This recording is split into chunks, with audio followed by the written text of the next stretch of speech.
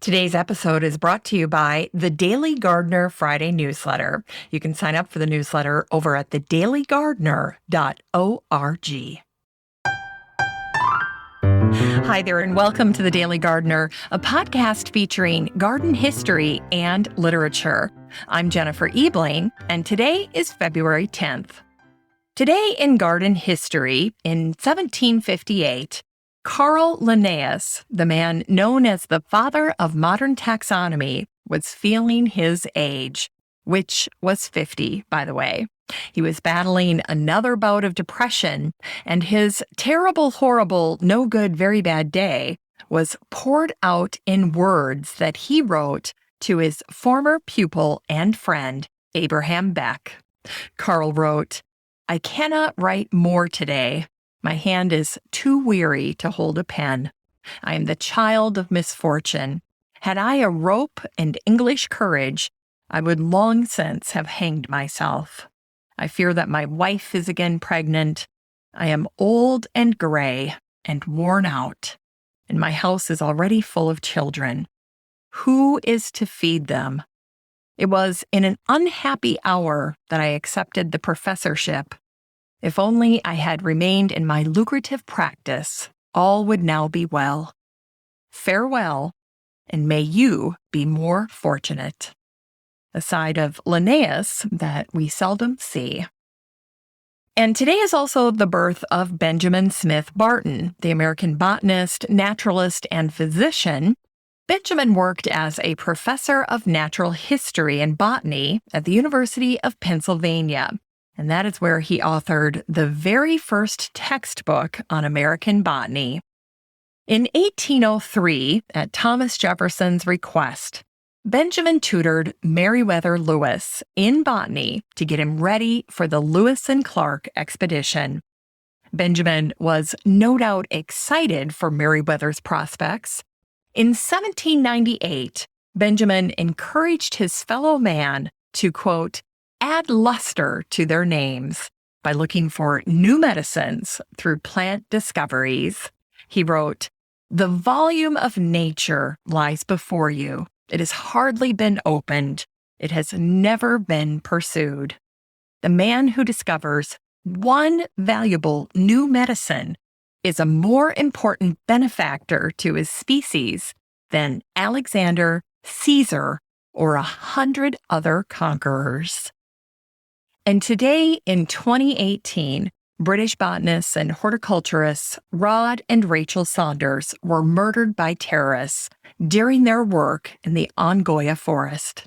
The couple led extraordinary lives committed to scientific advancement, and they had spent decades seeking to understand the natural world, especially the world of gladiolas. In the 1970s, they established Silver Hill Seeds in Cape Town. That was the result of their lifelong commitment to collecting and studying rare South African plants. At the time of their death, they were nearing the end of their mission to find and photograph every known species of gladiolus in South Africa. They had only one flower left to find when they were killed on this day in 2018. In the wake of their deaths, and without the help of their missing laptops and notes, a small dedicated team of people completed Rod and Rachel's project, and the book Gladiolus of South Africa was the result. Professor Fiona Ross wrote these words in the foreword. Rod and Rachel always intended to dedicate the book to the tortoises they saved from road deaths. We do not know what they would have said in their dedication, but to honor their intentions, this book recalls the tortoises. Historically, gladioli symbolize courage. In contemporary florals, they also represent perseverance and remembrance, a fitting tribute to Rod and Rachel's lives and work. It's time to grow that garden library with today's book, Fruit Trees for Every Garden by Orrin Martin. This book came out in 2019, and the subtitle is An Organic Approach to growing apples, pears, peaches, plums, citrus, and more. Orrin is the longtime manager of the renowned Allen Chadwick Garden at the University of California in Santa Cruz. And this book won the book award from the American Horticultural Society. Orrin is a pragmatic plantsman, and his book is a genuinely useful resource for any budding fruit grower. The photos are beautiful, and the ease with which Orrin shares his wisdom makes the reader want to plant a mini orchard ASAP. If you have any desire to grow your own healthy, bountiful fruit trees, then Orrin's book is a must-have. You can get a copy of Fruit Trees for Every Garden by Orrin Martin and support the show using the Amazon link in today's show notes for around $16. Finally, today's Botanic Spark features Winifred Mary Letts, the English writer who was born on this day in 1882. Gardeners often quote her thoughts on spring.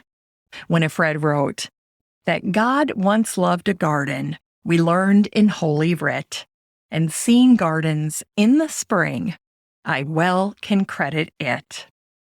Winifred also wrote a poem about spring called Spring the Cheat, one of many poems that she wrote about World War I.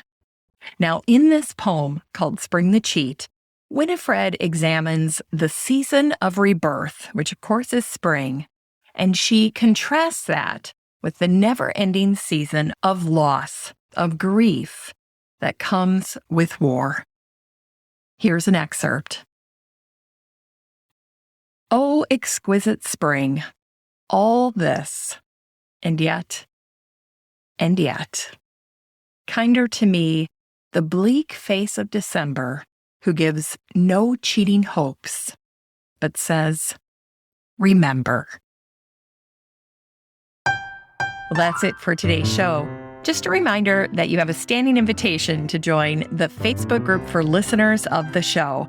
The next time you're over at Facebook, just search for Daily Gardener Community, where you'd search for a friend and request to join.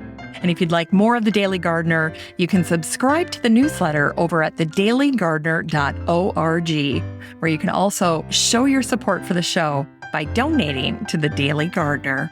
This is Jennifer Ebling. Thanks for listening to The Daily Gardener. And remember, for a happy, healthy life, garden every day.